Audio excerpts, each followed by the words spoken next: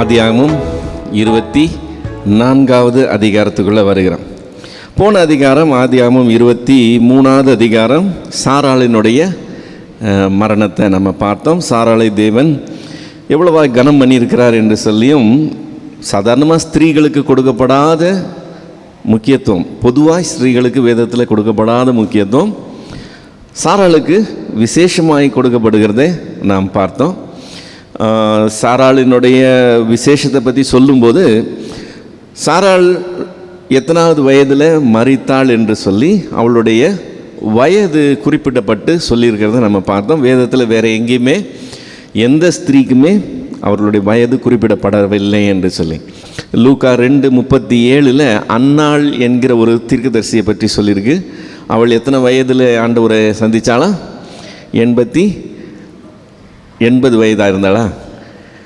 அவளுடைய வயசு அங்கே கொடுக்கப்பட்டிருக்குதே, சாராளுக்கு மட்டும்னு சொல்கிறீங்களே அப்படின்னு சொல்லி ஒரு கேள்வி எழும்பலாம். ஆனால் அவளுடைய மரித்த வயது அங்கே இல்லை. அந்த டைமில் அவளுடைய ஏஜ் தான் கொடுக்கப்பட்டிருக்கோம் இல்லையா? அவளுடைய மொத்த வயது என்னன்னு கொடுக்கப்படல. சாராளினுடைய மொத்த வாழ்க்கை காலம் எவ்வளோன்னு கொடுக்கப்பட்டிருக்கு. அதுதான் வயதுன்னு சொல்லும்போது நம்ம அதை தான் மீன் பண்ணுறோம். சரி, இப்போ 24வது அதிகாரத்துக்குள்ளே போகலாம். 24வது அதிகாரம் ஒரு விசேஷமான அதிகாரம். இது கொஞ்சம் ஃபேமஸான அதிகாரம்னு சொல்லலாம். எல்லா நிச்சயதார்த்தம், எல்லா கல்யாணம், எல்லாத்துலேயுமே ஆதியாகமம் 24வது அதிகாரம் தான் மென்ஷன் ஆகுங்கிறத கேரண்டியாக சொல்லலாம். பத்திரிகைகளில் மேலே ஒரு வார்த்தை அடிப்பாங்க, திருமண அழைப்புதல்களில் மேலே ஒரு வார்த்தை அடிப்பாங்க, இந்த காரியம் கர்த்தரால் வந்தது.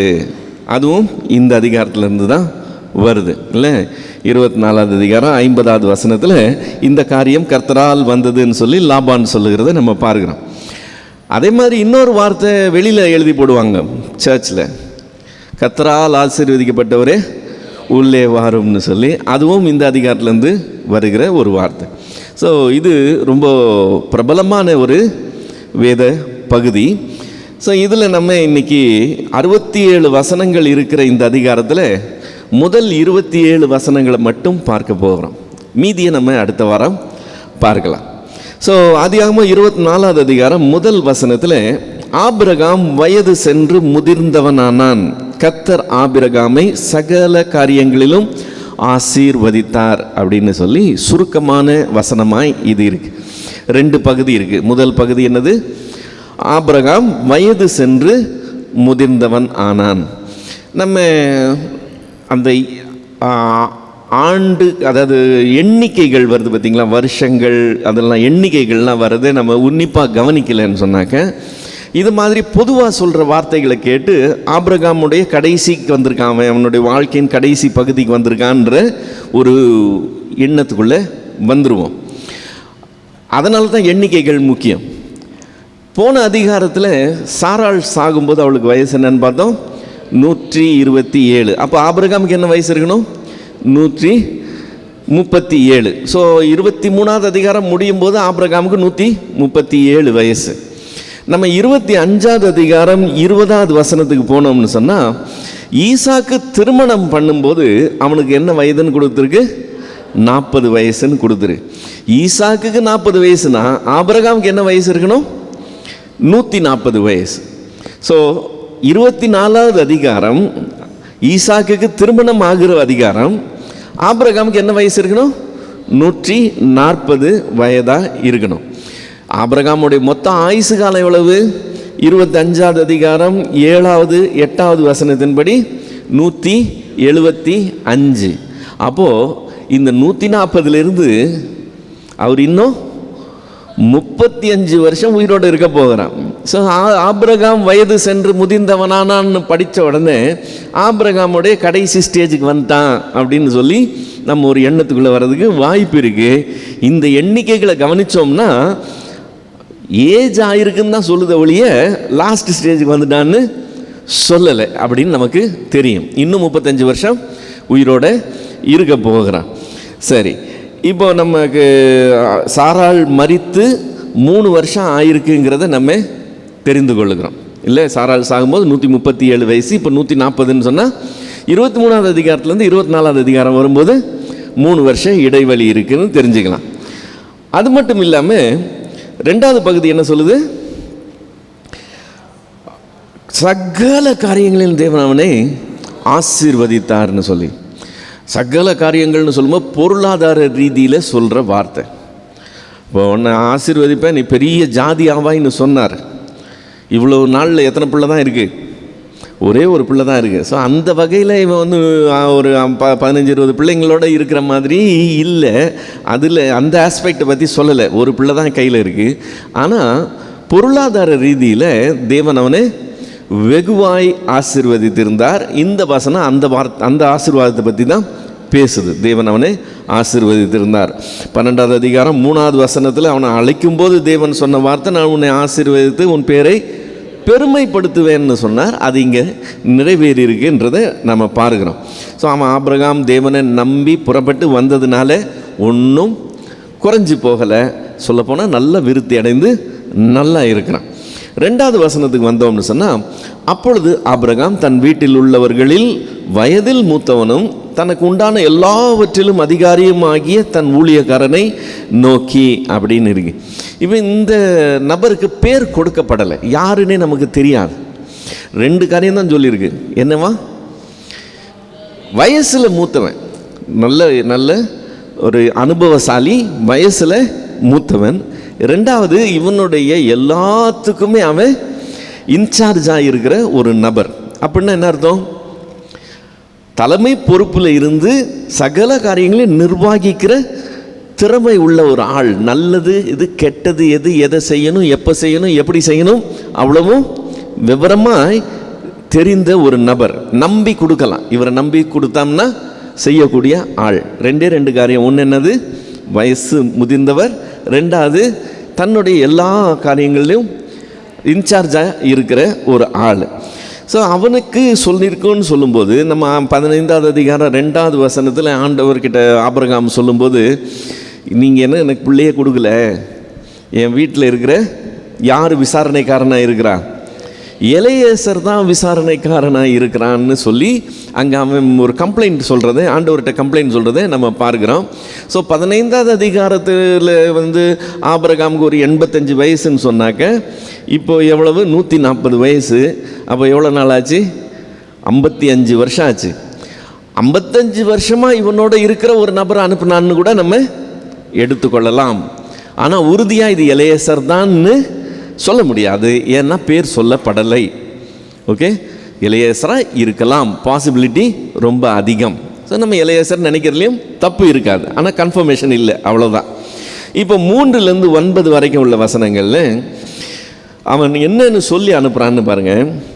நான் குடியிருக்கிற கானானியருடைய குமாரத்திகளில் நீ என் குமாரனுக்கு பெண் கொள்ளாமல் நீ என் தேசத்துக்கும் என் இனத்தாரிடத்துக்கும் போய் என் குமாரனாகிய ஈசாக்குக்கு பெண் கொள்வேன் என்று வானத்துக்கு தேவனும் பூமிக்கு தேவனும் ஆகிய கர்த்தர் பேரில் எனக்கு ஆணையிட்டு கொடுக்கும்படி நீ உன் கையை என் தொடையின் கீழ் வை என்றான். அதற்கு அந்த ஊழியக்காரன், அவ்விடத்து பெண் என்னிடத்தில் வர, அவ்விடத்து பெண் என் பின்னே இந்த தேசத்துக்கு வர மனதில்லாதிருந்தால் நீர் விட்டு வந்த தேசத்திற்கு தானே உம்முடைய குமாரனை மறுபடியும் அழைத்து கொண்டு போக வேண்டுமோ என்று கேட்டான். அதற்கு ஆபிரகாம், நீ என் குமாரனை மறுபடியும் அங்கே அழைத்து கொண்டு போகாதபடிக்கு எச்சரிக்கையாயிரு. என்னை என் தகப்பன் வீட்டிலும் என் இனத்தார் இருக்கிற தேசத்திலும் இருந்து அழைத்து கொண்டு வந்தவரும் உன் சந்ததிக்கு இந்த தேசத்தை தருவேன் என்று எனக்கு சொல்லி ஆணையிட்டவருமான வானத்துக்கு தேவனாகிய கர்த்தர் நீ அங்கே இருந்து என் குமாரனுக்கு ஒரு பெண்ணை கொண்டு வரும்படிக்கு தம்முடைய தூதனை உனக்கு முன்பாக அனுப்புவார். பெண் உன் பின்னே வர இருப்பாளே ஆகில் அப்பொழுது நீ என் ஆணைக்கு நீங்களாய் இருப்பாய்.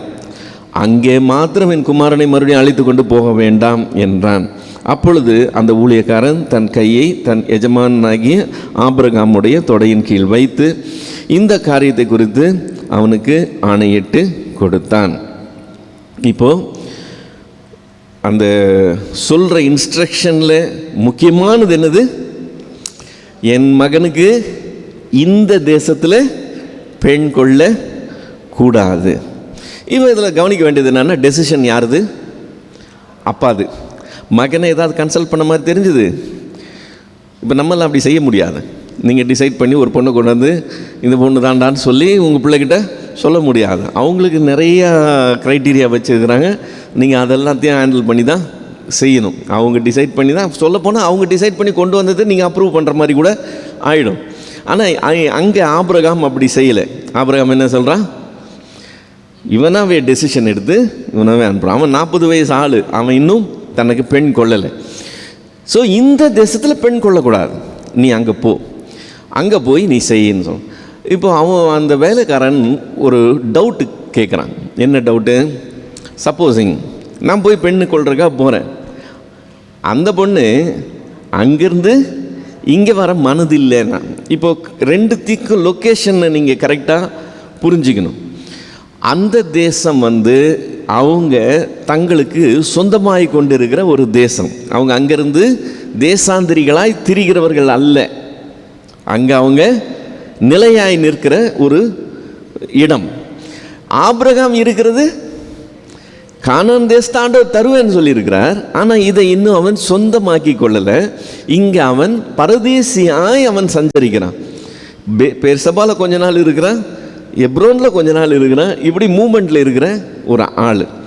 இப்போ இந்த மூமெண்ட்டில் இருக்கிற இந்த ஸ்டைல் ஆஃப் லிவிங்க்கு அவ ஒப்புக்கொண்டு அங்கேருந்து வரணும். இது எல்லாரும் செய்ய மாட்டாங்க. அதனால் ஒரு கேள்வி வருது. சப்போஸிங் அவள் அப்படி வரமாட்டேன்னு சொன்னான், உன்னுடைய மகனை நான் அங்கே கூட்டிகிட்டு போகலாமா அப்படின்னு கேட்கும்போது அதுக்கு ஆபிரகாம் ரொம்ப ஸ்ட்ரிக்டாக சொல்லிடுறான், செய்யக்கூடாது. செய்யக்கூடாதுன்னு சொல்லிட்டு அவன் சொல்கிற வார்த்தை என்னன்னு சொன்னால், நீ போகும்போது இந்த காரியம் வாய்க்கிறதுக்காக ஆண்டவர் என்ன செய்வார்? உனக்கு முன்னால் தூதனை அனுப்புவார். தூதனை அனுப்புவார்னு சொல்லிட்டு என்ன சொல்லியிருக்கணும்? ஆக்சுவலாக நீ வரி பண்ணாத, எல்லாத்தையும் ஆண்டவர் சால்வ் பண்ணிக்குவார், நீ போயிட்டு செய்ய வேண்டியது மட்டும் செய், ஒன்றும் ப்ராப்ளம் வராதுன்னு சொல்லி அனுப்பிச்சிருக்கணும். அதுக்கு பதிலாக என்ன சொல்கிறான்? தூதனை அனுப்புவார். அனுப்பியும் அந்த பொண்ணு வரமாட்டேன்னு சொன்னான்னா, இப்போ தூதனை அனுப்பினா அவர் அங்கே கன்வின்ஸ் பண்ணி கூட்டிகிட்டு வந்துடணும் இல்லையா? அப்போ தூதன் போய் கூட அங்கே கன்வின்ஸ் ஆகாமல், சக்ஸஸ் ஆகாமல் திரும்பி வரக்கூடிய ஒரு சூழ்நிலை உண்டாகலாம் அப்படின்னு ஆபிரகாமே ஒத்துக்கிறான். அப்போ தூதன் அனுப்பி என்ன பிரயோஜனம்? தேவன் தன்னுடைய தூதன் அனுப்புகிறாருன்னு என்னங்க அர்த்தம்? அது சக்ஸஸ், அவர் போய் முடிச்சுட்டு வந்துடுவார். மனுஷனால் கூடாததெல்லாம் அவர் செஞ்சு முடிச்சுடுவாருங்கிறது தான் நம்மளுடைய அபிப்பிராயம்.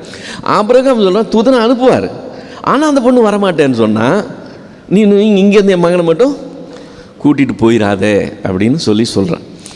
அப்புறம் தொடையின் கீழ் கையை வச்சு எனக்கு சத்தியம் பண்ணுன்னு சொல்கிறான், ஆணையிட்டு கொடுன்னு சொல்கிறான். இந்த தொடையின் கீழ் கை வச்சு சத்தியம் பண்ணுறதுன்றது நம்ம வேறு எங்கேயுமே பார்க்க முடியல, இங்கே மட்டும்தான் இருக்குது. அநேகமாக அந்த காலத்தில் அங்கே இருந்த ஒரு வழக்கமாய் இது இருந்திருக்கணும். அதாவது ஒரு கட்டுப்படுத்துகிற ஒரு ஆணையாக இது இருந்திருக்கணும். அந்த மாதிரி ஒரு ஆணை ரொம்ப சீரியஸான இஷ்யூ. அப்படி சொல்லியிருந்தால் அதை மீறவே முடியாதுன்னு ஒரு கட்டுப்பாட்டுக்குள்ளே கொண்டு வருகிற ஒரு ஆணையாக இது இருந்திருக்கணும் என்று சொல்லி ஒரு அபிப்பிராயம் இருக்கு. சரி, இப்போ இந்த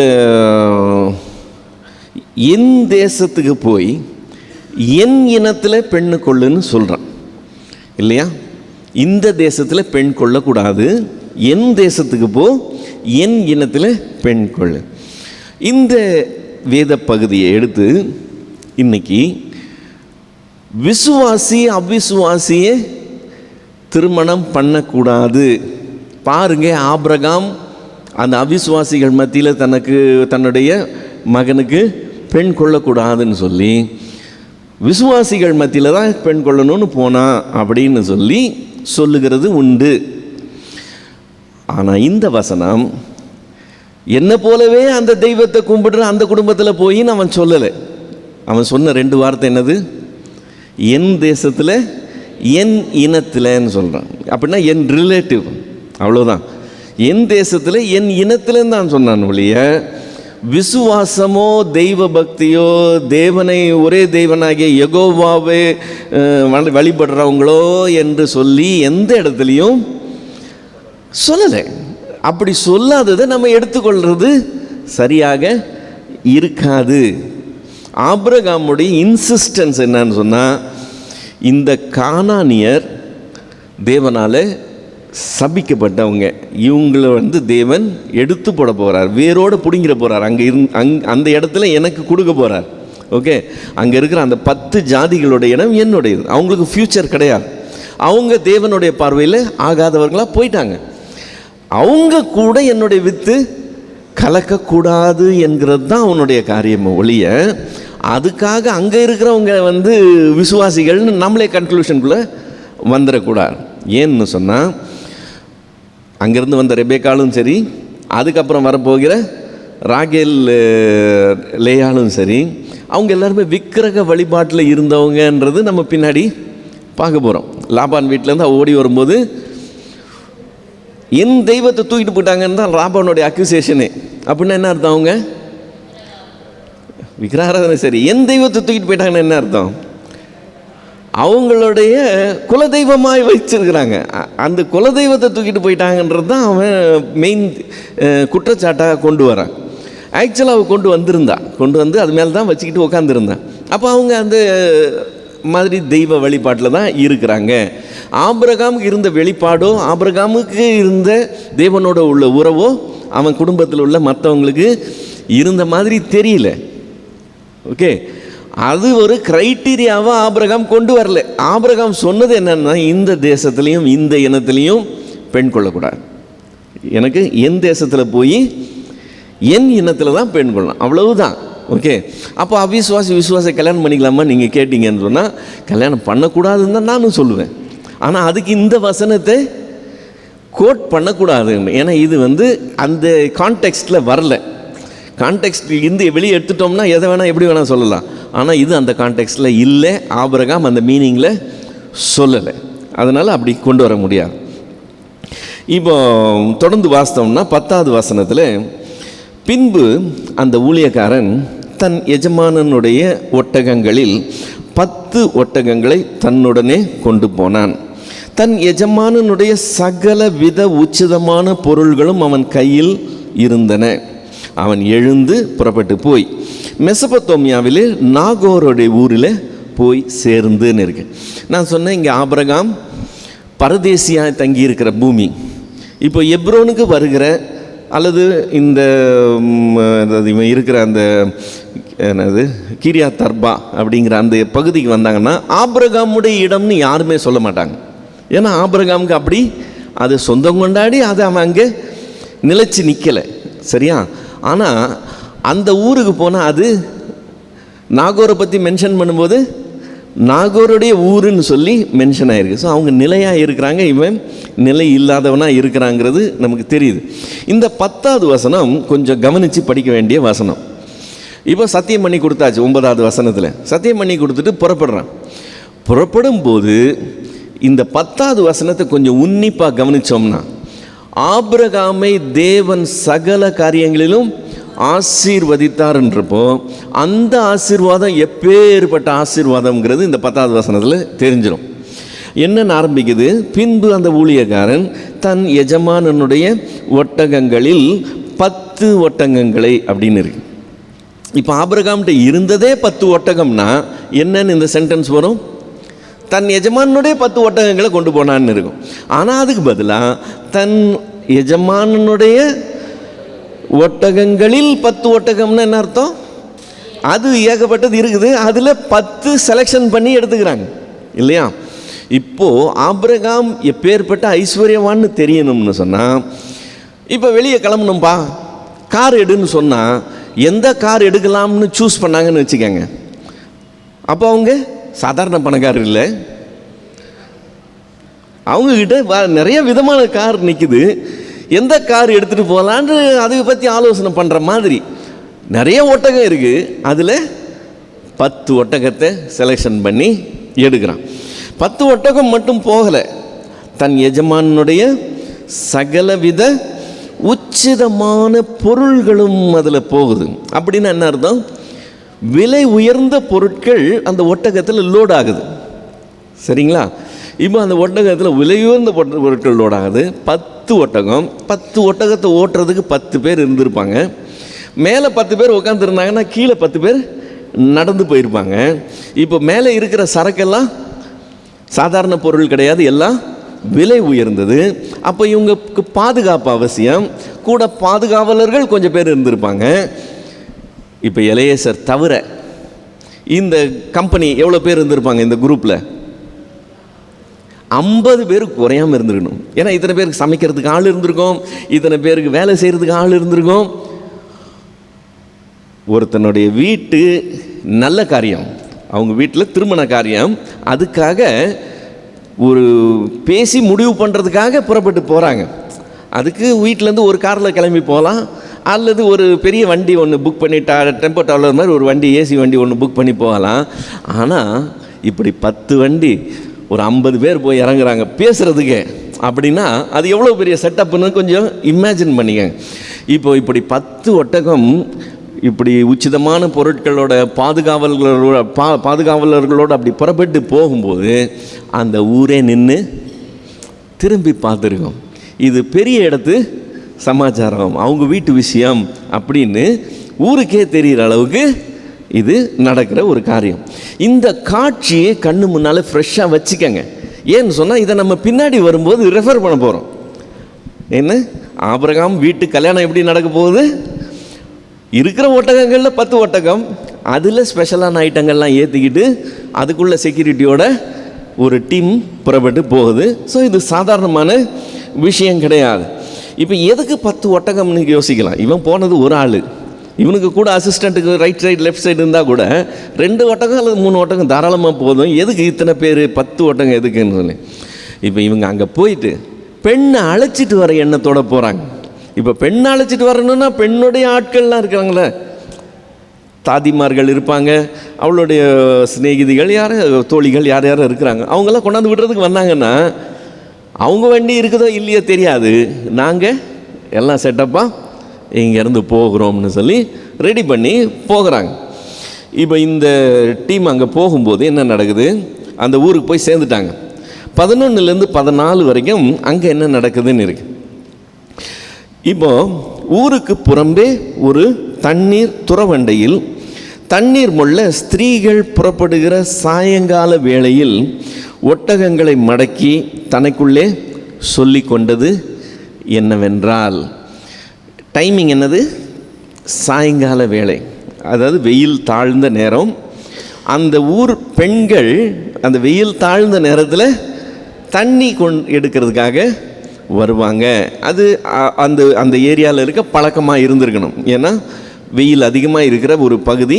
ஸோ உஷ்ணம் தணிந்த அந்த டைமில் ஸ்திரீகள் வந்து எடுக்கிற, இவனுக்கு நல்லா தெரியும் இந்த ஊர் பெண்கள் இங்கே வந்து தண்ணி எடுப்பாங்கன்னு சொல்லி. ஸோ இவர் பொண்ணு பார்க்குறதுக்கு எங்கே போயிருக்கிறார், இப்போது எல்லாம் லைனாக வர போகிறாங்க, அதில் செலெக்ஷன் பண்ணலான்னு இவர் அங்கே போயிட்டு ஒட்டகங்களை மடக்கினா பார்க் பண்ணிட்டு எல்லா வண்டியும் நிறுத்திட்டு வெயிட் பண்ணுறார். இப்போது அவன் ஒரு ஜெபம் பண்ணுறான். அது என்ன ஜெபம், மடக்கி தனக்குள்ளே சொல்லி கொண்டது என்னவென்றால், என் எஜமானனாகிய ஆபிரகாமுக்கு தேவனாய் இருக்கிற கர்த்தாவே, இன்றைக்கு நீர் எனக்கு காரியம் சித்திக்க பண்ணி என் எஜமானாகிய ஆபிரகாமுக்கு தயவு செய்தருளும். இதோ நான் இந்த தண்ணீர் துறவண்டையில் நிற்கிறேன்.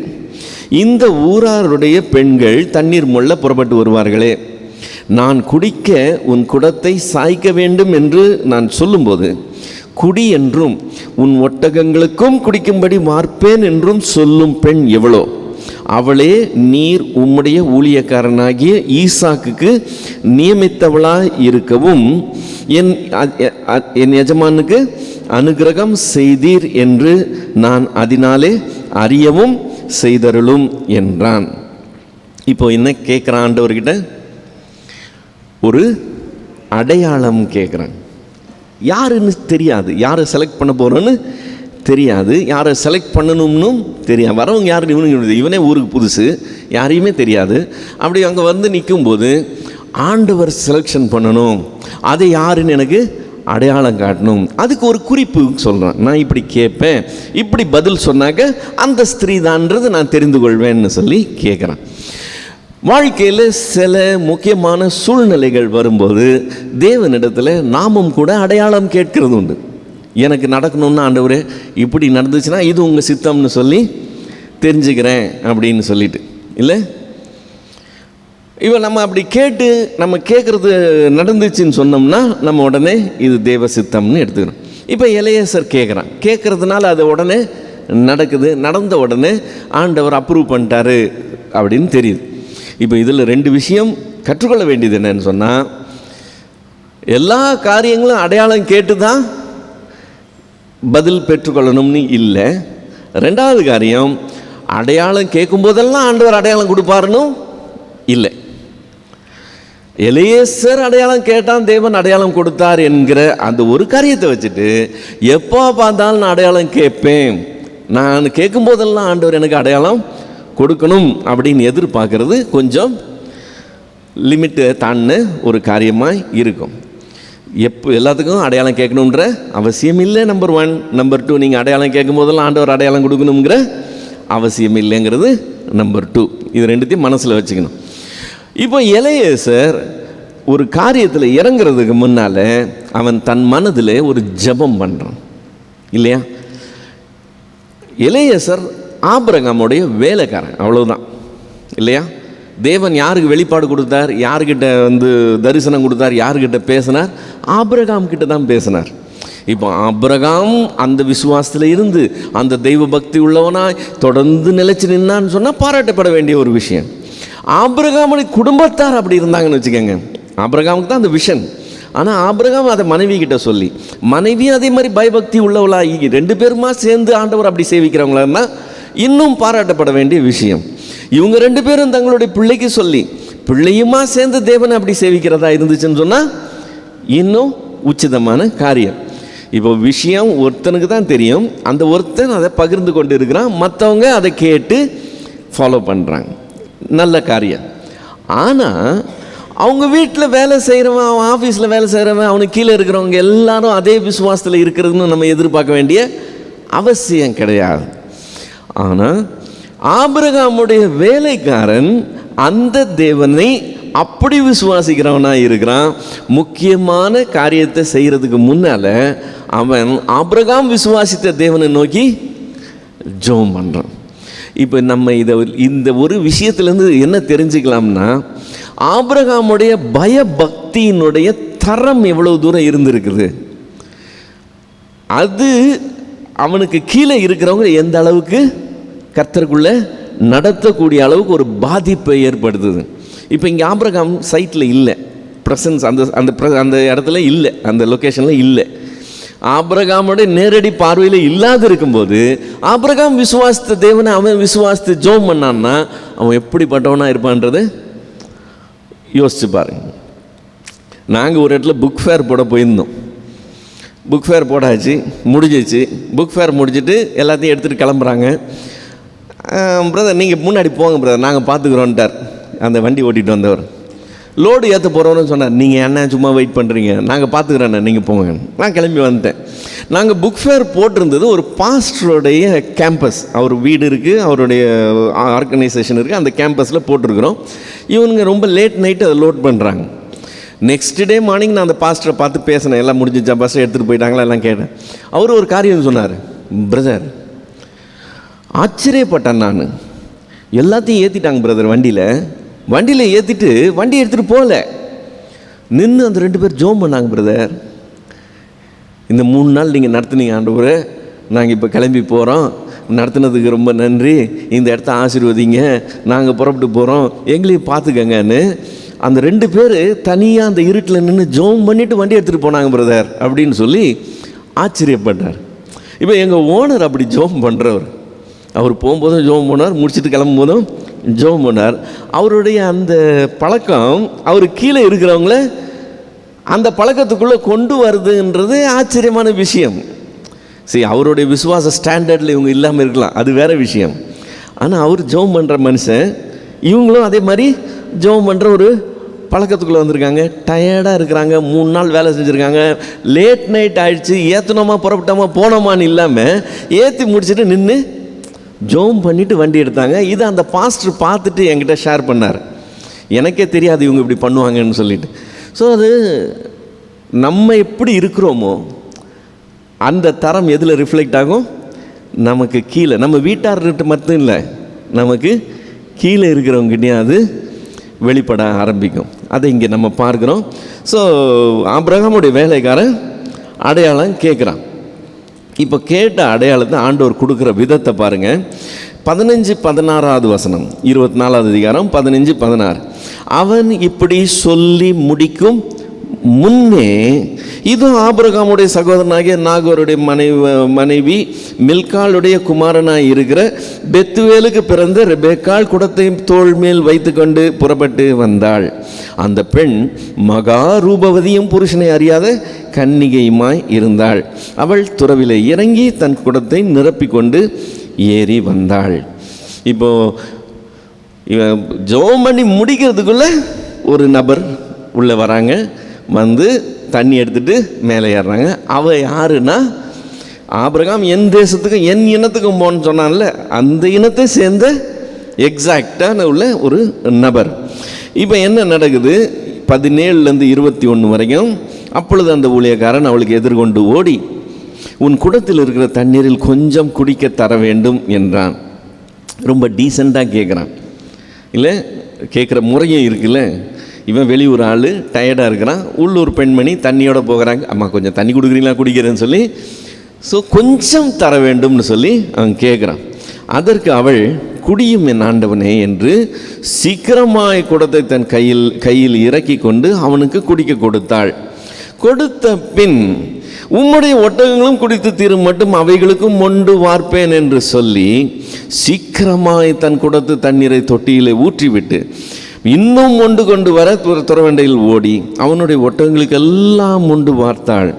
அந்த மனிதன் அவளை குறித்து ஆச்சரியப்பட்டு கர்த்தர் தன் பிரயாணத்தை வாய்க்க பண்ணினாரோ இல்லையோ என்று அறியும் பொருட்டு மௌனமாய் இருந்தான். உண்மையிலேயே இது ஆச்சரியமான காரியம், யாருமே செய்யாத காரியம். அவன் கேட்டதும் ஆச்சரியமான காரியம், யாருக்கிட்டையும் யாருமே செய்யாத காரியம். அவன் கேட்டது என்னது, நான் என்ன கேட்பேன், எனக்கு குடிக்க தண்ணி கேட்பேன். அந்த பெண்ணு தேவன் தெரிந்து கொண்ட பெண், ஆபிரகாமுடைய குமாரனுக்கு அவர் தான் அதை செய்கிறாருன்றது தெரியணும்னா என்ன செய்யணும், எனக்கு தண்ணி கொடுத்துட்டு உனக்கும் கொடுப்பேன், உன் ஒட்டகங்களுக்கும் கொடுப்பேன்னு சொல்லணும்னு சொல்கிறான். இப்போது இவ குடியும் என் ஆண்டவனேன்னு சொல்லி கொடுத்துட்டு, ஒட்டகம்லாம் ஒரு பக்கம் இருக்குது, நீங்களும் குடிங்க, இருங்க உங்கள் ஒட்டகத்துக்கும் கொண்டு வரேன்னு, சரி நீங்களும் குடிங்க, உங்கள் ஆட்களுக்கும் கொடுக்குறேன்னு சொல்லி வேறு யாருக்கா தண்ணி வேணும் பாப்பான்னு கேட்டிருந்தா அர்த்தம் இருக்குது. ஒட்டகத்துக்கெல்லாம் தண்ணி கொடுக்கணும்னு சொன்னால் அது உண்மையிலேயே நம்பவே முடியாத ஒரு பெரிய விஷயம். காரணம் என்னென்னா, ஒரு ஒட்டகம் குறைஞ்சபட்சம், நான் கம்மியாக சொல்கிறேன், 75 லிட்டர் தண்ணி குடிக்கும். 10 ஒட்டகம்னா 750 லிட்டர். ஒரு குடம் எவ்வளோ லிட்டர் தண்ணி பிடிக்கும்,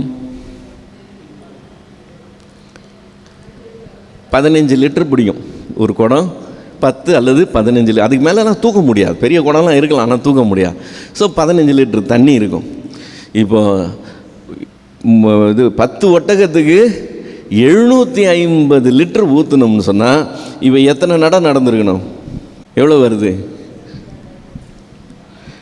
750 டிவைடட் பை 15, 150. 150 தடவை அந்த குடத்தை எடுத்துட்டு அவள் இறங்கி ஏறணும். இது யாருமே செய்ய மாட்டாங்க. ரெபெக்காள் அதை செய்கிறான்றது உண்மையிலேயே ஆச்சரியமான காரியம். ஒட்டகங்கள் குடித்து தீரு மட்டும் ஊற்றுனான்னு இருக்கு. ஸோ குறைஞ்சபட்சம் 150 நடந்திருக்கணும். அதை விட எவ்வளோ அதிகம் நடந்தாலும் தெரியல, ஆனால் செஞ்சிட்டான், பெரிய காரியம் செஞ்சிட்டான். இப்போ அது முடிகிற வரைக்குமே குவைட்டாக இருக்கிறான். நம்ம ஒரு ஜெபம் பண்ணோம், ஆண்டவர் அந்த ஜெபத்தின்படியே கரெக்டாக நடத்துகிறாரு. இது எவ்வளோ தூரம் போகுதுன்னு தெரியல, பார்க்கலான்னு சொல்லி வெயிட் பண்ணுறான். நடந்து முடியுது. நடந்து முடிஞ்ச உடனே 22, 23 வசனம், ஒட்டகங்கள் குடித்து தீர்ந்த பின் அந்த மனிதன் அரை சேக்கல் எடையுள்ள பொற்காதணியையும் அவள் கைகளுக்கு 10 சேக்கல் எடை பொன்னுள்ள 2 கடகங்களையும் எடுத்து கொடுத்து, நீ யாருடைய மகள் என்று எனக்கு சொல்ல வேண்டும், நாங்கள் உன் தகப்பனே வீட்டில் ராத்தங்க இடம் உண்டா என்றான். நீ யாருடைய மகள்னு முதல்ல கேட்கல, கேட்டுட்டு இன்னாருடைய மகள்னு தெரிஞ்ச அப்புறம் கொடுத்துருந்தா அதில் ஒரு ரீசன் இருக்குது இல்லையா? ஸோ இன்னார் ஃபேமிலி, நம்ம ஃபேமிலின்னு தெரிஞ்சு போச்சு. இந்த பொண்ணு வந்து நம்ம தேடி வந்த பொண்ணாக இருக்கிறதுக்கு வாய்ப்பு இருக்குதுன்னு தெரியும் போது கிஃப்ட்ஸ் கொடுக்கறதுல ஒரு ரீசன் இருக்கும். ஆனால் இவன் அதுக்கு முன்னாடி கிஃப்ட் கொடுத்துட்றான், அதுக்கப்புறம் தான் கேட்குறான். ஓகே, கொடுத்த கிஃப்ட் என்னது? அரை சேக்கல் இடையுள்ள பொற்காதணி. ஒரு சேக்கல்னு சொல்கிறது நம்மளுடைய ஒரு பவுனோட கொஞ்சம் கம்மி. ஒரு பவுன்னா எத்தனை கிராம்? 8 கிராம். ஸோ ஒரு சேக்கலுங்கிறது 7.5 கிராம். ஓகே, ஒரு பவுனோட கொஞ்சம் கம்மி. அரை சேக்கல்னால் எவ்வளோ? அப்போ 3.25 கிராம். சரிங்களா? 3.25 கிராம் என்ன கொடுத்தான்னா பொற்காதணின்னு இருக்குது. காதணினா சிங்குலரில் வர முடியாது, நமக்கு 2 காது இருக்குது. அப்போது காதணிகள் தான் சொல்லணும், காதணின்னு சொல்லி வரக்கூடாது. இது காதணின்னு சொல்லியிருந்தா கூட, தமிழில் காதணின்னு இருக்குது, ஆங்கிலத்தில் இயர் ரிங்னு இருக்குது. ஆனால் அது ஆக்சுவலாக காதில் மாட்டுறது இல்லை. அந்த எபிரே பதத்தின்படி போனோம்னு சொன்னால் முகத்தில் மாட்டுறதுன்னு இருக்குது. முகத்தில் மாட்டுறதுன்னா காதிலே மாட்டலாம், மூக்குலையும் மாட்டலாம். ஸோ இது ஒற்றைப்படையில் சொல்லப்பட்டதுனால, ஒருமையில் சொல்லப்பட்டதுனால இது காதணிகள் இல்லை, நிச்சயமாக மூக்குத்தியாக இருக்கணும் அப்படிங்கிறது கணிப்பு. சரிங்களா? ஸோ ஆமாம், மூக்குத்தி வந்து எத்தனை கிராம் கொடுக்குறான்? 3.25 கிராம். 3.25 கிராம் இன்னைக்கு உள்ள விலைக்கு என்ன ரேட்டு போகும்? இல்லை, 31,000 ரூபாய் குறைஞ்சபட்சம். ஸோ மூக்குத்தி 31,000 ரூபாய் கொடுத்தாச்சு. அதோடு நிற்கல, 10 சேக்கல் இடையுள்ள கடகங்கள் கொடுக்குறாங்க. கடகங்கள்னு சொல்ல பிரேஸ்லெட், கையில் போடுறது, வளையல்னு சொல்லலாம் அல்லது பிரேஸ்லெட்னு சொல்லலாம். அது வெயிட் எவ்வளவு?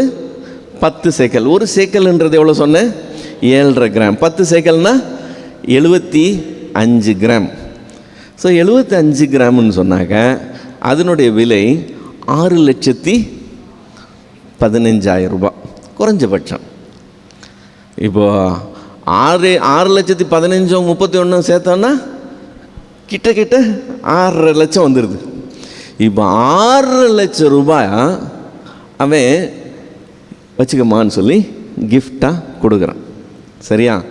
இப்போ நம்ம காரில் போகிறோம், நம்ம வண்டி எங்கேயோ ஒரு இடத்துல தண்ணி தேவைப்படுது, வண்டிக்கு தண்ணி ஊற்றணும். அந்த வீட்டில் உள்ளவங்க நமக்கு வந்து தண்ணி கொடுத்து, அந்த காருக்கு வந்து தண்ணி கொடுத்து நம்மளை வந்து சேவிச்சாங்கன்னு வச்சுக்கோங்களேன். நம்ம கிளம்பி வரும்போது அவங்களுக்கு ஏதாவது நம்ம கையில் இருக்கிறத ஒரு கிஃப்டாக கொடுத்துட்டு வர்றது வந்து நம்ம ஒரு மரியாதை நிமித்தம் செய்கிற ஒரு விஷயம். அப்போது இவன் சும்மா அப்படி கிஃப்டாக கொடுத்ததே 6 லட்சம். அப்போது எஜமானனுடைய உச்சிதமான பொருட்கள் ஏறி வருதுன்னா, இப்படி சும்மா கிள்ளி கொடுக்குறதே இவ்வளோ இருக்கணும்னா, அப்போ அள்ளி கொடுத்தா எவ்வளோ இருக்கும்னு யோசிச்சுக்காங்க. அப்போ ஆபிரகாமை தேவன் சகல காரியத்திலையும் ஆசீர்வதிச்சார்னா என்ன அளவுக்கு கொட்டி கிடக்குதுங்கிறத நம்ம இது ஒரு சின்ன சாம்பிளில் பார்க்கலாம். தண்ணி கொடுத்ததுக்கு அவன் இவ்வளோ தூரம் காரியம் செய்கிறான். அது மட்டும் இல்லை, இப்போ நாங்கள் உங்கள் வீட்டில் தங்கிறதுக்கு இடம் இருக்குதா அப்படின்னு சொல்லி கேட்குறான். அதுக்கு அவள் என்ன சொல்கிறான்? 24-25. அதற்கு அவள், நாகோருக்கு மில்காள் பெற்ற குமாரனாகிய பெத்துவேலின் மகள் என்று சொன்னதும் அன்றி, எங்களிடத்தில் வைக்கோலும் தீவனமும் வேண்டிய மட்டும் இருக்கு, ராத்தங்க இடமும் உண்டு என்றாள். ஒரு ஆள் நம்ம வீட்டில் வந்து நைட் ஸ்டே பண்ணாங்கன்னாலே அவங்கள எப்படி அக்காமடேட் பண்ணுறதுன்னு நம்ம கொஞ்சம் யோசிக்கிறோம். ஒரு 4 பேராக வந்துட்டாங்கன்னா ரொம்ப கஷ்டம். 50 பேர் உள்ள ட்ரூப்பு அவள் சாதாரணமாக சொல்கிறான், நீங்களும் தங்குறதுக்கு இடம் இருக்குது, நீங்கள் கொண்டு வந்திருக்கிற ஒட்டகங்களுக்கு வைக்கோலும் இருக்குது, தீவிரமும் இருக்குது, நோ ப்ராப்ளம் அப்படின்னு சொல்லி சொல்கிறான். அப்போ அவங்களும் சாதாரணமான ஆள் இல்லைங்கிறத நம்ம தெரிஞ்சுக்கலாம். அவ்வளோ பெரிய வீடு, அவ்வளோ வசதி, 10 ஒட்டகத்தை ஈஸியாக அக்காமடேட் பண்ண முடியுது, 50 பேரை ஈஸியாக அக்காமடேட் பண்ண முடியுதுன்னா அவங்களும் அவ்வளோ வசதியாக இருக்கிறாங்க. இப்போது இதில் நம்ம கவனிக்க வேண்டியது என்னன்னு சொன்னால், ஆபிரகாம் இந்த தேசத்துலேயும் இந்த இனத்துலேயும் பெண் கொள்ளக்கூடாது, நீ என் தேசத்துக்கு போ, என் இனத்தில் பெண் கொள்ளுன்னு சொல்கிறான். பார்த்தீங்களா? அது ஏன் சொன்னாங்கிறது இங்கே தான் தெரியுது. இப்போ கானான் தேசத்தில் உள்ளது தான் சோதோம் கொமோரா. அந்த சோதோம் கொமோராவுக்கு 2 பேர் அந்நியர்கள் பிரவேசித்தாங்க. அந்த 2 பேருக்கு கிடைச்ச ட்ரீட்மெண்ட் என்னன்னு நம்ம பார்த்தோம். அதுதான் அவங்க கல்ச்சர், அவங்க நடந்து கொள்ளுகிற விதம், அந்நியர்களை அவங்க உபசரிக்கிற விதம் அவ்வளவு கீழ்த்தரமானது. இங்கே இவன் அந்நியன், ஊருக்கு புதுசு, இவனுக்கு தண்ணி கொடுத்து, சாப்பாடு கொடுத்து, ஒட்டகத்துக்கெல்லாம் கொடுத்து, இவன் கூட வந்தவங்களுக்கெல்லாம் கொடுத்து, ஜஸ்ட் லைக் தட். இவளுக்கு எந்த ப்ராமிஸ் பண்ணல, எந்த விதமான பெனிஃபிட் இவளுக்கு இதில் கிடையாது. அந்நியரை உபசரிக்கிறதுல இவங்க கல்ச்சர் இப்படி இருக்கு. இப்போ தெரியுதா இவன் பொண்ணு ஏன் இங்கே கொள்ளக்கூடாது, அங்கே கொள்ளணும்னு சொன்னான். இந்த கிளாரிட்டி யாருக்கு இல்லை? இவன் கூடவே இருந்த லோத்துக்கு இல்லை. அவன் போய் அவங்களோட ஐக்கியமாயிட்டான். அங்கே நஷ்டம் வரும்போது இவருக்கும் சேர்த்து நஷ்டம் வர்றதை நம்ம பார்க்குறோம். ஸோ ஆபிரகாம் டிசிஷன் எடுத்து செய்கிறதுக்கு போதுமான ரீசன்ஸ் இருக்குது. அந்த ரீசன்ஸை இதெல்லாம் இது பண்ணுது, ஜஸ்டிஃபை பண்ணுது. கரெக்ட், ஆமாம், உண்மையிலே இது ரொம்ப டிஃப்ரெண்ட், அவங்க இப்படி இருந்தால் இவங்க இப்படி இருக்கிறாங்க, ரொம்ப வித்தியாசமானவங்க, இது பாராட்டப்பட வேண்டிய ஒரு நல்ல குணம் உள்ளவங்க இவங்கன்றதை நம்ம இங்கே பார்க்குறோம். சரி, இப்போ இந்த மனுஷன் என்ன செய்கிறான்? 26, 27. அப்பொழுது அந்த மனிதன் தலை குனிந்து கர்த்தரை பணிந்து கொண்டு, ஆக்சுவலாக என்ன வந்திருக்கணும்? எங்கள் வீட்டில் இடம் இருக்குது, எல்லாம் வாங்க அப்படின்னு சொன்ன உடனே அப்பொழுது அந்த மனிதன் அவள் பின்னாலே போனான்னு இருக்கணும். அதுதான் இல்லை, இங்கே ட்ரைனிங்கே அதுதான். அப்பொழுது அந்த மனிதன் தலை குனிந்து கர்த்தரை பணிந்து கொண்டு, என் எஜமானாகிய ஆபிரகாமின் தேவனாய் இருக்கிற கர்த்தருக்கு ஸ்தோத்திரம், அவர் தம்முடைய கிருபையும் தம்முடைய உண்மையும் என் எஜமானை விட்டு நீக்கவில்லை. நான் பிரயாணம் பண்ணி வருகையில் கர்த்தர் என் எஜமானுடைய சகோதரன் வீட்டுக்கு என்னை அழைத்து கொண்டு வந்தார் என்றான். காலையில் கிளம்பி போகும்போது, ஆண்டவரே நான் வெளியில் போகிறேன், என்னை பத்திரமா பாதுகாத்துக்கங்கன்னு எல்லாருமே ஜெபம் பண்ணும். திரும்பி வரும்போது, ஆண்டவரே என்னை பத்திரமா பாதுகாத்துக்கிட்டீங்க, ரொம்ப நன்றின்னு யாரும் சொல்கிறது கிடையாது. செருப்பை போட்டு போகும்போது ஜெபம் பண்ணுறவங்க திரும்ப வந்து செருப்பை கழட்டும் போது சொல்கிறது கிடையாது. ஸோ வேண்டிக் கொள்ளுகிறவங்க எல்லாம் நன்றி சொல்லுகிறது இல்லை. இவன் வேண்டிக் கொண்டான், கர்த்தர் பதில் தந்தார், நின்று நன்றி சொல்லணும். நான் கேட்ட ஆண்டவரை நீங்கள் செஞ்சீங்க அப்படின்னு சொல்லி ஆண்டவரை ஸ்தோத்திரிக்கிறத நம்ம பார்க்குறோம். சரி, இப்போ அடுத்து என்ன நடக்குது? சரி, இதோட முடியுதுல, 27ஓட முடியுது. ஓகே, இப்போ இதில் ஒரு விஷயம் என்னன்னு சொன்னால், ஒரு காரியம் சக்ஸஸ் ஆகும்போது கிரெடிட் எடுத்துக்குவாங்க இமிடியேட்டாக. நான் போனா நான் பார்த்தேனான்னு சொல்லி கிரெடிட் எடுத்துக்குவாங்க. இப்போ இவன் அதுக்கு கிரெடிட் எடுத்துக்கலை. என்னன்னு சொல்கிறான்? என் எஜமானுடைய சகோதரனுடைய வீட்டுக்கு என்ன அவர் கொண்டு வந்தாருன்னு யாருக்கு கிரெடிட் கொடுக்குறான்? தேவனுக்கு கொடுக்குறான். தேவனுடைய கரம் இதிலே செயல்பட்டது அப்படிங்கிறது இவன் நன்றாய் அடையாளம் காணுகிறான். அதற்கு ஏற்ற மரியாதையும் கொடுக்குறான். ஸோ நம்ம ஒரு காரியம் செய்யும்போது தேவன் நம்மோட இருக்கணும், தேவன் செய்யணும்னு எதிர்பார்த்து ஜெபிச்சு செய்கிறோம் இல்லையா? அதை தேவன் செய்து முடித்தார், தேவன் அந்த காரியத்தில் இடைப்பட்டாருங்கிறதே நம்ம கவனிக்கிறவர்களாக இருக்கணும், அவருக்கு அந்த மகிமையை செலுத்துகிறவர்களாக இருக்கணும். நம்ம ஏதோ சாதித்த மாதிரி பேசிக்கக்கூடாது. நம்ம அதுக்காக தான் ஜெபம் பண்ணோம், அது தேவன் செய்தாருங்கிறத நம்ம ஒப்புக்கொள்ளணும். சரி, நம்ம இந்த 27வது வசனத்தோடு நிறுத்த போகிறோம். ஏன்னா இதுக்கப்புறம் உள்ள போர்ஷன் வந்து இன்னும் கொஞ்சம் பெருசு. அதை இதோட லோட் பண்ணோம்னா இது ரொம்ப அதிகமாக போகும், டைமும் எக்ஸ்ட்ரா ஆகிடும். ஸோ இதோட இன்றைக்கி நிறுத்திடுவோம். இந்த 27 வசனங்கள் வரைக்கும் ஆபிரகாமுக்காக அவன் புறப்பட்டு போய் அங்கே அந்த போய் இடத்துல ரீச் ஆகி ஒரு அடையாளம் கேட்டு தேவன் அந்த அடையாளத்தை கொடுத்து இவன் இந்த பெண்ணை இதுதான் ஆண்டவர் கொடுத்துருக்கிறாருன்னு காண்கிறான், தேவனுக்கு நன்றி சொல்லுகிறான். ஸோ இதோட நம்ம நிறுத்திக்கிறோம். இதில் ஏதாவது டவுட்ஸ் இருந்தால் கிளியர் பண்ணிக்கலாம். பிரதர், துறவு அப்படின்றது அது எல்லாமே இறங்கி தான் தண்ணி எடுக்கிற மாதிரி அந்த டைம் பீரியடில் எழுதியிருக்கு, இறங்கி தண்ணி எடுத்தாங்கன்னு சொல்லி அந்த டைம் பீரியடில் அப்படி தான் இருந்ததுங்களா, இல்லை கயிறு போட்டு எடுக்கிற மாதிரி? ரெண்டுமே இருந்திருக்கலாம். இப்போ கிணறு சின்னதாக இருந்தால் கயிறு போட்டு தான் எடுக்கணும், அகலமாக பெருசாக இருந்தால் ஆளே இறங்கி எடுப்பாங்க. இயேசு கிறிஸ்துவின் காலத்தில் கூட சமாரிய ஸ்திரீ வந்து இறங்கி எடுக்கிறது தான் இருக்குது, மொண்டு கொள்றதுன்னு தான் இருக்காது. ஓ சரி.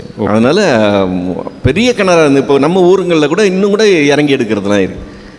மோட்டர் கிட்ட இருந்தால் கூட ஸ்டெப்ஸ் போட்டு உள்ளே போய் இது பண்ணுறது இருக்குது. கிணறு அகலமாக பெருசாக இருந்தால் உள்ளே இறங்கி எடுப்பாங்க, சின்னதாக இருந்துச்சுன்னு சொன்னால் கயிறு போட்டு எடுத்துருவாங்க. இதுக்கு முன்னாடி ஆபிரகாம் தோண்டின அந்த துறவுகள், ஈசாக்கு தோண்டின பின்னாடி ஈசாக்கு தோண்டின துறவுகள்லாம் தூர்த்து போட்டாங்கன்னும் போது அவ்வளோ பெரிய துறவை அவங்க மூடி இருக்கிறாங்க. சரி, ஒன்று. அப்புறம் 2 கேள்வி. பொன் வெள்ளி அப்படின்றது அந்த காலத்தில் 4000 years ஃப்ரம் நவ் அப்படின்னா அந்த காலத்தில் ரொம்ப புழக்கத்தில் இருந்திருக்குது இல்லைங்களா? நாணயமும் இருந்ததுங்களா? ஏன்னா ஒரு நிலம் வாங்கும் போது காசு கொடுத்து வாங்குறாரு. ஆமாம். அப்போது நம்ம ட்ரெடிஷ்னலாக நம்ம புக்ஸில் படிக்கிறது வந்து பண்ட மாற்று முறை தான் இருந்தது ஆரம்பத்தில். ரொம்ப லேட்டஸ்ட்டாக தான் அந்த கேஷு அப்புறம் செக் அப்படிலாம் வந்ததுன்னு சொல்லி அது புக்ஸில் படிக்கிறோம். இது வந்து அந்த காலத்துலேருந்து நாணயங்கள்லாம் அப்படி இருந்திருக்கு, அப்படி தானே? 4.5 வருஷம் முன்னாடி. அதாவது நார்மலாக கரன்சிங்கிறது வந்து கவர்மெண்ட்டு கொடுக்கறது, கவர்மெண்ட்டினுடைய இதில் வருது. நாணயமே பார்த்தீங்கன்னா கூட ரோம சக்கரத்தினுடைய பேர் போட்ட நாணயம், மௌரியர்களுடைய நாணயம், அசோக சக்கர, அது அந்த கவர்மெண்ட்டோடைய இம்ப்ரிண்ட்டோட வர்றது தான் அந்த கரன்சி டிரான்சாக்ஷன்ஸ் எல்லாம் அப்புறம் ஸ்டார்ட் ஆகுது. ஆரம்பத்தில் பண்ட மாற்ற முறையில் தான் இருந்திருக்கணும், ஏன்னா அதெல்லாம் கிடையாது. அதுக்கப்புறம் தங்கமும் வெள்ளியும் வெயிட்டில் அதுக்கு ஒரு ரேட் இருந்திருக்கும், அந்த ரேட்டில் அவங்க பண்ணியிருந்திருப்பாங்க மதிப்பு, அந்த மதிப்புக்கு ஏற்ற மாதிரி. ஆபிரகாம் இடம் வாங்கின இடத்துல வர்த்தகர் இடத்தில் செல்லுபடியானன்னு இருக்கு. அப்போது ட்ரேடர்ஸ் மத்தியில் அவங்க வந்து ஒரு அக்செப்ட் பண்ணுற ஒரு வேல்யூ இருக்குது, அந்த வேல்யூ படி அவங்க அதை ட்ரான்சாக்ட் பண்ண கரன்சிஸ், நிறைய கரன்சிஸ் ஒரு கரன்சினா அது அதாவது வேல்யூ தான், அந்த கோல்டோடைய வேல்யூ, இந்த வெயிட்டுக்கு அந்த வேல்யூ அந்த மாதிரி. ஓகே. கடைசி பிரதர், இவர் எலியேசர் அவர் வந்து ஆபிரகாமின் தேவன் அப்படின்னு சொல்கிறாரு. இங்கே தான் முதல் முறை ஆபிரகாமின் தேவன் அப்படின்னு சொல்லி அறிமுகப்படுத்தப்படுது இல்லையா? ஆமாம். எலியேசர் வந்து தேவன் அறிஞ்சது ஆபிரகாமின் தேவன் தான் அறிஞ்சிருக்காரா? அதாவது எலியேசர்னு சொல்லப்படாததுனால நம்ம அதை எலியேசர்னு எடுத்துக்க வேண்டாம். சில காரியங்கள் வந்து ட்ரெடிஷ்னலாக நமக்கு வந்து மைண்டில் பதிஞ்சிருச்சு. சிலுவையில் வலது பக்கம் உள்ளவன் சொன்னான், வலது பக்கத்தில் உள்ளவன் சொன்னான், வலது பக்கத்தில் உள்ளவன் சொல்லலை, சிலுவையில் உள்ள ஒருத்தன் சொன்னான். அதனால் நம்மளாவே அது வலது பக்கம் ஆக்கினது நம்மளுடைய ட்ரெடிஷன். 3 பேர் வந்தாங்க, 3 பேர் வந்தாங்கன்னா 3 பேர் வந்தாங்கன்னு சொல்ல, சாஸ்திரிகள் வந்தாங்கன்னு தான் சொல்லியிருக்கு.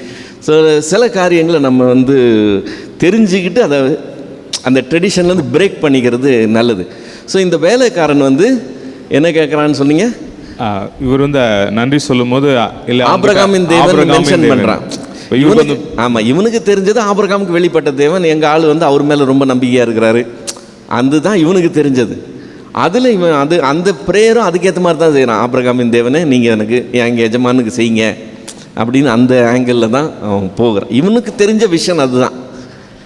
ஆபிரகாமுடைய கேம்ப் வேலைக்காரர்கள் மத்தியில் ஆபிரகாமின் தேவன் தான் அறியப்பட்டிருக்காங்க. ஏன்னா விருத்த சேதனம் பண்ணுன்னா இவங்க எல்லாரையும் தான் சேர்த்து விருத்த சேதனம் பண்ணுறான், அவங்க வீட்டார் அனைவரையும் தான் சேர்த்து பண்ணுறான். Okay, thank you. 15ஆம் அதிகாரத்தில் இருக்கிற எலியேசர் பற்றி சொல்லப்பட்டிருக்கு தெரியுங்களா? என்னுடைய வீட்டு விசாரணைக்காரனாக அவன் இருக்கிறான் அப்படின்னு. ஸோ 15ஆம் அதிகாரத்துக்கு அப்புறம் இந்த 24க்கு வரும்பொழுது வயது கடந்து வந்திருக்கலாம், மூத்தனாக இருக்கலாம். அப்போ இங்கே இருக்கிற சொல்கிற காரியம் அந்த வீட்டு விசாரணைக்காரனை பற்றி அவங்க சொல்கிறது வந்து 24ல் தன் வீட்டில் உள்ளவர்கள் வயதில் மூத்தவன் அப்படின்னு சொல்கிறாங்க. அப்போது எல்லாவற்றிற்கும் அதிகாரியமாக இருக்கிறான் அப்படி ஊழியக்காரன் சொல்கிறான். அப்போ அது எலியேசர்னு எடுத்துக்க முடியாதா? 99.999% இருக்கலாம். ஆனால் எலியேசர்னு பேர் சொல்லலை, அவ்வளோதான் நம்ம சொல்கிறது. எலியேசர்னு பேர் சொல்லலை, தாராளமாக சொல்லியிருக்கலாம், எலியேசர்னு சொல்லியிருக்கலாம். ஆனால் ஆபிரகாமின் ஊழியக்காரன்னு ஸ்பெசிஃபிக்காக சொல்லும்போது நம்மளும் அந்த லைனே மெயின்டைன் பண்ணி போகிறது தான். என்ன நரேஷன் இருக்கோ அதை நம்ம எடுத்துக்கிறோம்னு அர்த்தம், இல்லைன்னா என்ன பிலீஃப் இருக்கோ அதை எடுத்துக்கிறோம்னு அர்த்தம். வளமையாக நமக்கு தலைமுறையாக சில காரியங்கள் சொல்லப்படுது சார், நம்ம அதை அப்படியே எடுத்துக்கிறோம். அப்படி தான் சொல்லிட்டு வந்தோம். ஆமாம், அதை அப்படி எடுத்துக்கிறோம். அதுக்கு பதிலாக அதை அப்படி சொல்லலைன்றதை கவனிக்கும் போது நம்ம அப்படி சொல்லலைங்கிறதுல கிளியர் பண்ணி போனோம்னா இன்னும் கொஞ்சம் நல்லாயிருக்கும். அதுதான் 99.9 அது எலியேசராக இருக்கிறதுக்கு வாய்ப்புகள் ரொம்ப அதிகம் இருக்கலாம், இல்லைன்னு கூட சொல்லலை. ஆனால் இங்கே எலியேசர் பேர் மென்ஷன் இல்லை, அவ்வளோ. ரெபேக்கால் வந்து நல்ல வசதியான பொண்ணு அப்படின்னீங்க இல்லையா? ஸோ வீட்டில் நார்மலாக வசதியான பொண்ணுங்க இருந்தால் நம்ம வெளியில் அனுப்ப மாட்டோம். பட் வந்து இவங்க எப்படி வராங்க? அது ஒரு கொஸ்டின். அதாவது நல்ல வசதியான குடும்பமாக இருந்தாலும் அந்த வீட்டு பெண்கள் அவங்களுடைய வேலைகளை அவங்களே செய்கிறவங்களா இருக்காங்க. வேலைக்காரிகள்லாம் அடிமைகள் எல்லாம் இருந்தால் கூட அவங்க அதெல்லாம் செய்கிறவங்களா இருக்கிறாங்க. இப்போ நம்மளை மாதிரி கிடையாது. இப்போ நம்ம ஃபேமிலிஸ்லேயே எடுத்துக்காங்க, நம்ம ஃபேமிலிஸ் வசதியான ஃபேமிலிஸ், நம்ம ஃபேமிலிஸ்லேயே எடுத்துக்காங்களேன். இப்போ உள்ள பிள்ளைங்க எந்த வேலையும் செய்ய மாட்டாங்க. என்ன, அவங்க ஏசி ரூம் விட்டு வெளியே வர மாட்டாங்க. அவங்க அப்படி சுகமாக இருக்கணும்னு பார்ப்பாங்க. அவங்க அப்பா அம்மா அல்லது அவங்க தாத்தா பாட்டி அப்படி பாருங்கள், அவங்க மார்க்கெட்டுக்கு போயிருப்பாங்க, அவங்க வீடை பெருக்கியிருப்பாங்க, ஒட்டரை அடிச்சிருப்பாங்க, எல்லா வேலையும் அவங்க செஞ்சுருப்பாங்க. முந்தின ஜெனரேஷன் அல்லது முந்தின அதே வசதி உள்ளவங்க நான் சொல்ல போனால் இவங்களோட இன்னும் வசதியாக இருந்திருப்பாங்க அவங்க. ஆனால் அவங்க இந்த சுகமெல்லாம் அனுபவிக்காமல் நார்மலாக இருந்திருப்பாங்க, எல்லா காரியங்களும் செஞ்சுருப்பாங்க. ஸோ இது நம்ம பார்க்கலாம், அது அந்த கல்ச்சரில் அப்படி தான் இருந்திருக்கும். அவ்வளோ வசதியான ஃபேமிலியாக இருந்தால் கூட அவள் குடம் கொண்டு தண்ணிக்கு வர அளவுக்கு தான் இருக்குது. ஆபிரகாம் வந்து அவர் அந்த தேசத்தில் ஒரு விஷயத்தில் சொல்லும்போது பண வசதி, பொருள் இதெல்லாம் வசதி அங்கே இருக்கிறதுனால அதுவும் ஒரு காரணமாக இருக்கலாம் அப்படின்ற மாதிரி, அது ஒரு காரணமாக இருக்குது. ஆனால் கானான் தேசத்தில் வேண்டாம் அப்படின்ற மாதிரி தானே சொன்னீங்க, அப்படி தானே எதிர்பார்க்கப்படுது. அப்போ என்ன சொல்கிறாங்க, இப்போது நாங்கள் தெலுங்கு கிறிஸ்டியன், ஸோ எங்களுக்கு தெலுங்கு தான் வேணும், இங்கே இதில் தான் வேணும், ஆபிரகாம் அப்படி தானே பண்ணார், நாடார் தான் எங்களுக்கு வேணும் அப்படின்னு சொல்கிறது கரெக்டாக? நான் கிறிஸ்தவங்களாக இருக்கோம். அதாவது சிஸ்டர், ஜாதி என்கிறது ஒரு காரியம். ஜாதி என்கிறது கிறிஸ்தவ வேதாகமத்தில் இல்லை. அது நம்ம ரொம்ப தெளிவாக இருக்கணும். ஜாதி கிறிஸ்தவ வேதாகமத்தில் இல்லை. ஜாதி எங்கேருந்து வருதுன்னு சொன்னாக்க, பிரம்மன் தன்னுடைய தலையிலிருந்து சிலரையும், தோளிலிருந்து சிலரையும், தொடையிலிருந்து சிலரையும், பாதத்திலிருந்து சிலரையும் உண்டு பண்ணினான் அப்படின்னு சொல்லும்போது தான் ஜாதிகள் வருது. வர்ணாசிரம தர்மத்தின் அடிப்படையில் தான் ஜாதிகள் வருது. அது நம்முடைய வேதத்தில் கிடையாது. தேவன் ஒருவனே தான் உண்டு பண்ணினான், அவனுக்கு ஒருத்தியை தான் கொடுத்தார். அதில் மேல் ஜாதி கீழ் ஜாதின்னு இடை ஜாதின்னு இல்லை, ஜாதிகள் கிடையாது. ஓகேங்களா? அதனால் இன்றைக்கி இருக்கிறவங்க நாங்கள் நாடார் கிறிஸ்டியன்ஸ், நாங்கள் செட்டியார் கிறிஸ்டியன்ஸ்னு சொல்லும்போது இவங்க அந்த ஹிந்துவிசமை உள்ளே கொண்டு வராங்க. இன்றைக்கி இது இவங்களுடைய மிஸ்டேக் கிடையாது, இது இன்றைக்கி இருக்கிறவங்களுடைய மிஸ்டேக் கிடையாது. இது யாருடைய மிஸ்டேக்குன்னு சொன்னால், நமக்கு சத்தியத்தை அறிவித்தாங்க பார்த்தீங்களா, மிஷினரிஸ், அவங்களுடைய மிஸ்டேக். அவங்க என்னன்னு பார்த்தாங்கன்னா, இந்த ஜாதியை ஒரு சமுதாய தீமை என்று சொல்லி பார்க்கல, இந்து மதத்தின் அடிப்படையில் உருவான சமுதாய தீமை, ஒரு சிலரை தங்களுக்கு கீழே வச்சிக்கிறதுக்காக ஒரு சிலர் உருவாக்கின ஒரு காரியம் என்று சொல்லி அவங்க பார்க்கல. அதுக்கு பதிலாக அது இவர்களுடைய வழக்கம், இந்தியர்கள் இதெல்லாம் கடைபிடிச்சு வராங்க. ஸோ இந்தியர்கள் எல்லாம் கிறிஸ்தவர்கள் ஆகும்போது அதை கொண்டு வரதில் தப்பு இல்லைன்ற ஒரு முறைக்கு கொண்டு வந்தாங்க. இவங்களே அந்த ஜாதியை இவங்க ரெகக்னைஸ் பண்ண ஆரம்பிச்சிட்டாங்க. அதனால் கிறிஸ்டியானிட்டிக்குள்ள இந்து மத போதனையின்படி உள்ள ஜாதிகள் கிறிஸ்தவ மதத்துக்குள்ளே வந்துருச்சு. இது அவங்க அன்னைக்கு விதைச்சிட்டு போனது இன்றைக்கி நம்ம அறுக்கிறோம், அவ்வளோதான். இன்றைக்கி நம்ம இல்லைன்னு சொன்னால் ஒத்துக்க மாட்டேங்கிறாங்க. பைபிளில் இல்லை, பைபிளில் ஒருத்தனை தானேப்பா படைச்சார், 4 பேரை படைக்கல, இல்லை ஒருத்தனை தானே படைச்சார். அப்போ ஒருத்தனுடைய ஃபேமிலி தானே எல்லாமே, எங்கேருந்து ஜாதி வருதுன்னு கேட்டோம்னா பதிலே இல்லை. ஆனால் இல்லை அப்படி இப்படின்னு சொல்கிறாங்க. ஸோ ஜாதிங்கிற காரியம் டோட்டலாக எடுத்து போட வேண்டிய விஷயம், அதை விட்டுருங்க. அது இல்லாமல் இப்போது கலாச்சாரம்னு ஒன்று இருக்குது. அந்த கலாச்சாரம் ஒருத்தருக்கு இப்போ இந்த ஃபேமிலி இந்த கலாச்சாரத்தில் இருப்பாங்க, இவங்களுடைய வழக்கங்கள்லாம் வித்தியாசமாக இருக்கும். இப்போ இந்த இந்த இந்த கலாச்சாரத்தில் உள்ளவங்க கல்யாணம் பெண் வீட்டார் பண்ணுவாங்கன்னு வச்சுக்கோங்க, அந்த கலாச்சாரத்தில் உள்ளவங்க மாப்பிள்ளை வீட்டார் பண்ணுவாங்க. இப்போ இவங்க தங்களுடைய கலாச்சாரத்திலேயே பொண்ணு மாப்பிள்ளை தேடினாங்கன்னு வச்சுக்கோங்களேன், அண்டர்ஸ்டாண்டிங் இன்னும் கொஞ்சம் பெட்டராக இருக்கும். புதுசாக ஒரு கலாச்சாரத்தில் போயிட்டு முன்னுக்கு பின்னுக்கும் வந்துக்கிட்டு இருக்கோம். அதனால் நிறைய காரியம், நான் ஒரு எக்ஸாம்பிள் தான் சொல்கிறேன், இது மாதிரி நிறைய காரியங்கள் அவங்களுக்குள்ள பிணைப்புக்குள்ளே வராமல் கொஞ்சம் முரணாக இருக்கும். அது அவங்க வழக்கம், இவங்க வழக்கம், இது அதுன்னு சொல்லி இந்த கலாச்சார ஒற்றுமை எதிர்பார்க்கறதுல தப்பு இருக்காது.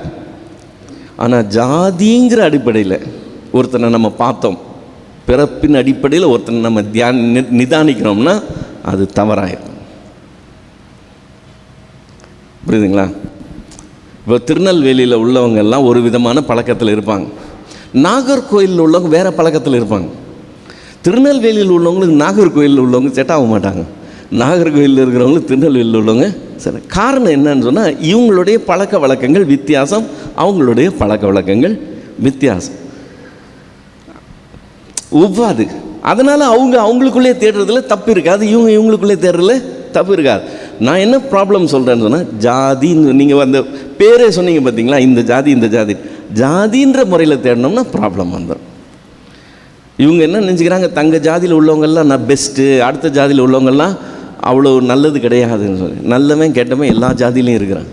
அதெல்லாம் நீங்கள் இந்த ஜாதியில் இருந்தால் இவங்கெல்லாம் நல்லா இருப்பான்னு எதுவும் சொல்ல முடியாது. ஜாதியின் அடிப்படையில் போகக்கூடாது, அவ்வளோதான். 16வது வசனம், அந்த பெண் மகா ரூபவதி, அது என்ன? அழகா, ரொம்ப அழகான, பார்வைக்கு அழகா இருக்கும். சாராளுக்கு கொடுத்துருக்கு, பார்வைக்கு இவ்வளோ அழகுள்ள ஸ்திரீ அப்படின்னு சொல்லிட்டு. ஆமாம் ஆமாம், அப்போ அதுதான் இதோடைய கனெக்டிங். அதுதான் ஆமாம், ரூபவதி. ஆமாம், அது அந்த அர்த்தம் தான், பார்வைக்கு நல்ல அழகாக இருப்பான். ஆனால் ரெபேக்காள் பார்க்கும்பொழுது அவள் மிகவும் பார்வைக்கு அழகுள்ள ஸ்திரீ அப்படின்னு போட்டு. சிலர் ரொம்ப அட்ராக்டிவாக இருப்பாங்கள்ல, டக்குன்னு பார்க்கணும், இன்னொரு தடவை பார்க்கலான்னு கூட தோணும், அந்த மாதிரி. அதுவும் அழகு தான், அழகு தான், வெவ்வேறு வார்த்தைகள். கடகங்கள்னு சொல்லி இருக்கு இல்லையா, அதுக்கு வளையல் இல்லைன்னா காப்பு தானே அர்த்தம்? ஆமாம். சரி, காப்புனா அது இப்போ கிறிஸ்தவர்கள் காப்பு போடலாமா, இல்லை பெண்கள் மட்டும் போடக்கூடிய காப்பா? காப்புனா என்ன சொல்கிறீங்க? பிரேஸ்லெட் தானே? ஆமாம். பிரேஸ்லெட் போடுறதுல என்ன தப்பு? இல்லை, அது இப்போ கிறிஸ்தவர்களே இப்போ ஜென்ஸும் போடலாமான்னு கேட்குறேன். இது அவன் பொம்பளை, அவளுக்கு தான் கம்மலுக்கு மூக்குத்தியும் கொடுக்குறான், இதுவும் கொடுக்குறான். சார் நீங்கள் ஏன் ஜென்ஸுக்கு கொண்டு வந்துட்டீங்க சடனாக? இல்லை, அது விமனுக்கு மட்டுமா இல்லை ஜென்ஸுக்கும் இருக்கான்னு கேட்குறேன். நகை அணிகிறது அழகுக்காக அணிகிறது. நம்மளை என்ன சொல்கிறது, நம்மளை அலங்காரம் பண்ணிக்கிறது பல விதம் இருக்குது. தலை சீவுறது கூட நம்மளை அலங்காரம் பண்ணுறது தான். தலை சீவாமல் வந்தேன்னா அசிங்கமாக இருக்கும், நான் கோடு எடுத்து தலை சீவிட்டு வரேன் இல்லைங்களா. நான் இந்த மேட்சிங் ட்ரெஸ் போடுறதும் அது ஒரு அலங்காரம், அது பார்க்கும்போது இப்படி இருக்கணுன்றதுக்காக ஒரு இப்படி பலவிதமான அலங்காரங்கள் இருக்குது. அந்த அலங்காரங்களில் ஒன்று நகை அணிகிறது.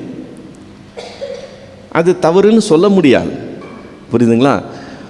நீ நகையெல்லாம் கலட்டணும்னு போதிக்கிறாங்க பாருங்கள், அவங்க சொல்லுவாங்க நகை அணியக்கூடாது, பெண்களே அணியக்கூடாதுன்னு சொல்லுவாங்க. அப்புறம் எங்கே ஆம்பளை அணியிறது?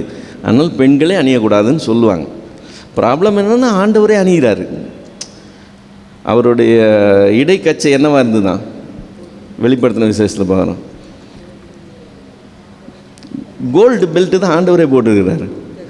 அதனால் நீ கோல்டே போடக்கூடாதுன்னு சொன்னால் அப்புறம் பரலோகத்தில் போய் நீ கோல்டு போட்டு, பரலோகத்தில் உனக்கு ரோடே கோல்டு, அது மண் மாதிரியே, அதனால் கோல்டை நீ அப்படி தான் மதிக்கணும்னு சொன்னால் அப்போ மண் எடுத்து அவர் இடுப்பில் கட்டிக்கிட்டு இருந்தாரான்னு கேட்கலாம். அது அப்படி இல்லை, அதுக்கு ஒரு மதிப்பு இருக்குது. கோல்டுன்னா அதுக்கு ஒரு மதிப்பு இருக்குது. ஆண்டவரே அவருடைய இடைக்கச்சை தங்கம்னு இருக்குது, பொண்ணுன்னு இருக்குது. அதனால் அதெல்லாம் ஒன்றும் பெரிய இஷ்யூ கிடையாது. அந்த மாதிரி அலங்காரங்களை பற்றி நம்ம பேசி டைமை வேஸ்ட் பண்ணுறதை விட உள்ளான அலங்காரத்தை பற்றி அதில் கான்சன்ட்ரேட் பண்ணுறது தான் ரொம்ப முக்கியமாக இருக்குது, புரியுதுங்களா. நார்மலாக நீங்கள் உள்ளே சரியாக ஆரம்பிச்சிட்டிங்கன்னா வெளிப்புறம் தானாக சரியாயிடும். நீங்கள் ரொம்ப கஷ்டப்பட வேண்டிய அவசியமே கிடையாது. நீங்கள் ஆண்டவரை தேட ஆரம்பிச்சிட்டிங்க, ஆண்டவருக்கு பிரியமாக நடக்கணுன்ற விருப்பம் கொண்டு நகர ஆரம்பிச்சிட்டிங்கன்னா இந்த எக்ஸ்டர்னல் திங்ஸ் ஆட்டோமேட்டிக்காக கரெக்ட் ஆகிடும். ஒரு பாத்திரத்தை சுத்தம் பண்ணும்போது முதலாவது உள்புறத்தை சுத்தமாக்குன்னு ஆண்டவர் சொல்கிறார். வெளிப்புறமும் சுத்தமாகும், அது தானே சுத்தமாகும். நம்ம வெளிப்புறம் மட்டும் ஷைன் பண்ணிகிட்டு இருக்கக்கூடாது. அதுதான் சரிங்களா. தேங்க்யூ.